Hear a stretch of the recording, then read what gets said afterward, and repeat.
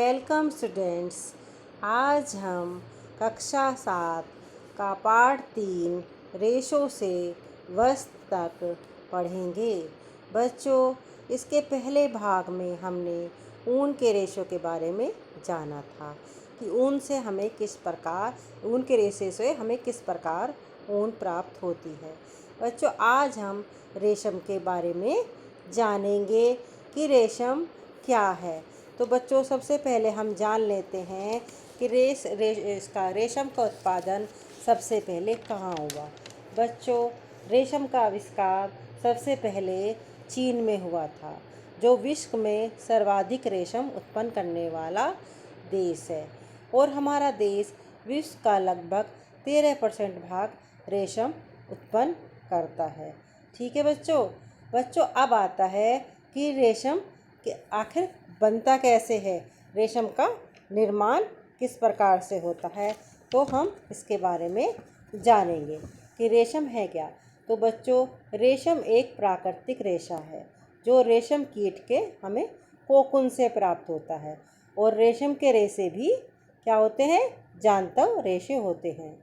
रेशम के कीट रेशम के फाइबर को बनाते हैं। और रेशम प्राप्त करने के लिए हमें क्या करना पड़ता है बच्चों, रेशम के कीटों को पालना पड़ता है। और इसे हम रेशम कीट पालन या इंग्लिश में इसको सेरीकल्चर कहते हैं। अब हम जानते हैं कि रेशम कीट से हमें रेशम कैसे प्राप्त होता है। तो बच्चों, ये एक बहुत बड़ी प्रक्रिया है जिसे आज हम जानेंगे कि किस तरह से हमें रेशम प्राप्त होता है। तो इस पूरे प्रक्रम को जानने के लिए हम इस चैप्टर को पढ़ रहे हैं। तो बच्चों, मादा रेशम कीट अंडे देती है और जिससे लार्वा निकलते हैं। और उस लार्वा को क्या कहते हैं, उसे क्या कहते हैं बच्चों, कैटरपिलर लार्वा या इल्ली कहते हैं। बच्चों, रेशम के पालन की प्रक्रिया एक पेड़ पर होती है। और ये पेड़ कौन कौन से होते हैं बच्चों, ये पेड़ होते हैं शहतूत, अरंडी, ओक इत्यादि। ये इन सब पेड़ों पे ये हमें रेशम के कीटों का पालन होता है। ठीक है बच्चों, अब आता है कि मादा रेशम कीट सैकड़ों की संख्या में अंडे देती है। फिर क्या होता है, जो शहतूत की पत्तियों की निचली सतह पर चिपके रहते हैं। कहाँ चिपके रहते हैं, शहतूत की पत्तियों की निचली सतह पर चिपके रहते हैं। और इन अंडों से सफ़ेद रंग के लार्वा निकलते हैं, जिन्हें हम कैटरपिलर, इल्ली या लार्वा कहते हैं। और ये क्या करते हैं, ये पेड़ की कोमल पत्तियों को खाते हैं और इसे 4 से 6 हफ्ते में वृद्धि करके ये क्या करते हैं बच्चों, जीवन चक्र की अगली अवस्था में प्रवेश कर लेते हैं। ठीक है। और रेशम कीट के लार्वा में क्या होता है, एक विशेष प्रकार की ग्रंथि होती है। इस ग्रंथि को हम क्या कहते हैं, इस ग्रंथि को हम रेशम ग्रंथि कहते हैं। और ये ग्रंथि होती कैसी है बच्चों, ये ग्रंथि बहुत महीन और लसदार अर्थात चिपचिपा पदार्थ स्रावित करती रहती है। और ये कैसा होता है, प्रोटीन युक्त होता है। बच्चों, ये जो लार्वा होता है इसे हम इंग्लिश में 8 लिखते हैं। 8 देखा आपने कैसे लिखा जाता है, तो इसे हम 8 की तरह लिखते हैं। और उसी आकार में ये आगे से पीछे की ओर गति करता हुआ अपने चारों ओर एक लसा पदार्थ को लपेट लेता है, जो हवा में सूखकर रेशम के रेशा में बदल जाता है। और यह लार्वा एक प्यूपा में रूपांतरित हो जाता है। किस में रूपांतरित हो जाता है, एक प्यूपे के रूप में। और रेशम के रेशे प्रत्येक प्यूपा में एक सफ़ेद संरचना में बंद हो जाते हैं। किस में बंद हो जाते हैं, एक सफ़ेद रंग की संरचना में बंद हो जाते हैं।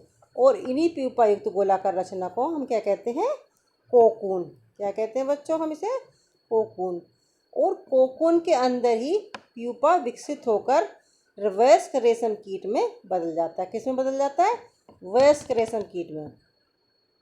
और लास्ट में क्या होता है, लास्ट में होता है रेशम के कीट कोकून के रेशे को काटकर बाहर निकल जाते हैं। कहाँ निकल जाते हैं, बाहर निकल जाते हैं और रेशम के रूप में उपयोग लाए जाते हैं। ठीक है बच्चों, तो ये जो पूरी प्रक्रिया हुई थी कि रेशम के रूप में उपयोग लाने के लिए कोकून में से रेशे निकालने की जो प्रक्रिया थी, इसे हम क्या कहते हैं बच्चों, इसे हम रेशम की रीलिंग कहते हैं। क्या कहते हैं बच्चों? इसे हम रेशम की रीलिंग कहते हैं। ठीक है। और इस प्रक्रिया के बाद बच्चों क्या होता है? इस प्रक्रिया के बाद होता है कि इस प्रक्रिया में जो पूरी प्रक्रिया होती है बच्चों, ये जो पूरी प्रक्रिया आपने देखी, इस पूरी प्रक्रिया में क्या होता है कि 4 से 8 कोकून के रेशों को एक साथ मिलाकर एक रेशम का धागा बनाया जाता है। और इसकी रीलिंग हम एक विशेष प्रकार की मशीन द्वारा करते हैं। किसके द्वारा करते हैं? एक विशेष प्रकार की मशीन के द्वारा करते हैं। और रेशम के धागों की फिर उसके बाद हम क्या करते हैं बच्चों?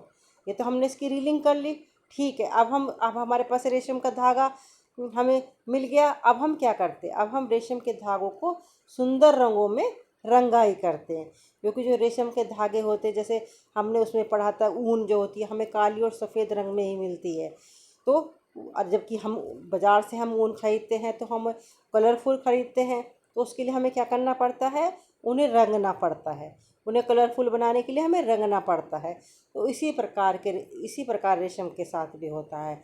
इसे भी हमें कलरफुल कई के रंगों में बदलने के लिए हमें इसकी सुंदर रंगों में रंगाई करते हैं। और कारीगर इन्हीं रंग बिरंगे धागों से रेशम के वस्त्र बुनते हैं। क्या बुनते हैं? वस्त्र बुनते हैं। अब बच्चों, अब आता है कि रेशम के कीट अनेक किस्म के होते हैं जो एक दूसरे से काफ़ी अलग दिखाई देते हैं। क्या दिखाई देते हैं? एक दूसरे से काफ़ी अलग दिखाई देते हैं। और इनसे प्राप्त होने वाला रेशा कैसा होता है बच्चों? ये बहुत ही चिकना, और इसमें बहुत चिकनाहट होती है और चमक होती है। ठीक है बच्चों। और ये रेशमी वस्त्र होते कैसे हैं? रेशमी वस्त्र बच्चों हल्के, चिकने, मजबूत और आकर्षक एवं टिकाऊ होते हैं। ठीक है बच्चों। आपने अपनी मम्मी की साड़ी वगैरह देखी होगी या सुनी होगी कि रेशम के वस्त्र कैसे होते हैं। इनमें बहुत चमक होती है और ये बहुत मजबूत होते हैं। ठीक है बच्चों। तो अब ये तो आगे हमारा पूरा कि रेशम होता क्या है। अब आता हमारा रेशम के प्रकार। तो बच्चों, रेशम के प्रकार कैसे होते हैं? देखो बच्चों, अब हम जैसे शहतूत के पेड़ पे जो रेशम के कीट पाले जाते हैं, उनसे हमें क्या प्राप्त होता है? उनसे हमें रेशम प्राप्त होता है। अब दूसरा आता है अरंडी का पेड़। अरंडी के पेड़ पर जो रेशम के कीट पाले जाते हैं, उनसे हमें कौन सा रेशम प्राप्त होता है? उनसे हमें मूंगा रेशम प्राप्त होता है। कौन सा होता है? मूंगा रेशम प्राप्त होता है। फिर तीसरा पेड़ होता है ओक का।